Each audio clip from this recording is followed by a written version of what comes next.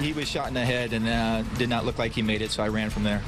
Under fire, survivors tell their stories after a deadly shooting spree on a military base.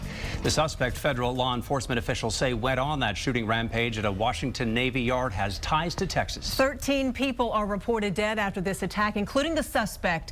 He is 34-year-old Aaron Alexis. The former Navy petty officer from Fort Worth was killed after authorities say there was an exchange of gunfire with officers who stormed the headquarters of the Naval Sea Systems Command. NBC's Steve Handelsman has the latest from the scene. More than 6 hours after the first shots were fired, police were still swarming the Navy Yard, fearing one or more shooters might still be on the loose. We do still have an active search for potentially additional suspects right now, so we're asking people to please remain in their homes and stay out of the area. It had been a normal Monday morning at the military complex at Building 197. Then came the shots. And there was an individual who came from the building behind us, the maintenance building, and came up and was talking to me, basically saying that, hey, here, there's a shooter in your building.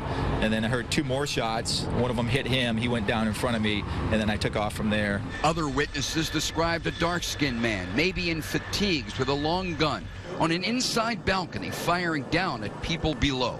We now have a total of 13 fatalities, including the shooter. Washington went into partial lockdown. Planes stopped at Reagan National Airport. Senators told to shelter in place in the Capitol.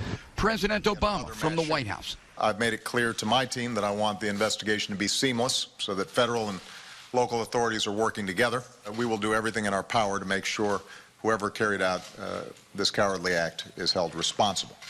Police soon reported one shooter down, shot dead, Aaron Alexis, 34 years old, from Fort Worth, Texas. Police said a second of 3 men being sought, described as white, wearing khaki, was no longer a suspect. As of mid-afternoon, authorities were still looking for why and who else might have killed and terrorized in Washington. I'm Steve Handelsman, NBC News at the Washington Navy Yard. Close.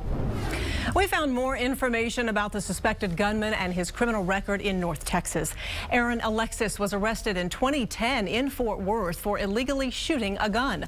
Online right now, you can find more information about that charge and about his past, and also more on the history of the Navy Yard and what it's used for now. All of that in the news section of our website, kxan.com. Now, we want to give you an idea of where the shooting scene is in relation to some of the landmarks in our nation's capital. First of all, here is the Navy Yard right here. It's in southeast D.C. It's just about a mile away from the U.S. Capitol building, the National Mall as well. The Navy Yard is just blocks away from the Nationals baseball stadium. That is just right over here. And that is where people were turning out all day long, and they were being reunited with folks who were evacuated from the shooting scene. In news of today's shooting brought to mind the massacre at Fort Hood, the ALERT program at Texas State University helps people train in active shooter scenarios. They say military installations provide a unique circumstance. Like in Fort Hood, they say getting military police on the same page with local police, fire, and EMS is critical in the first few minutes after a shooting. The officers who helped stop Major Nadal Hassan at Fort Hood in November 2009 underwent ALERT training, and they credited that training for their actions that day. And Fort Hood shown that the DOD civilian police officers, Sergeant Kim Munley and Sergeant Mark Todd, the first responders there, actually did exactly as they were trained. They took the fight to the suspect. ALERT stands for Advanced Law Enforcement Rapid Response Training. Their training was created after weaknesses were revealed in the 1999 Columbine shooting response. And some Texas lawmakers continued their push to reclassify the 2009 Fort Hood shooting rampage as an act of terror. Senators John Cornyn and Ted Cruz say if passed, the legislation would provide more benefits for the people injured and the families of those who were killed. They say the victims of the Fort Hood shootings deserve the same benefits given when a member of the military is injured or killed in an overseas combat zone.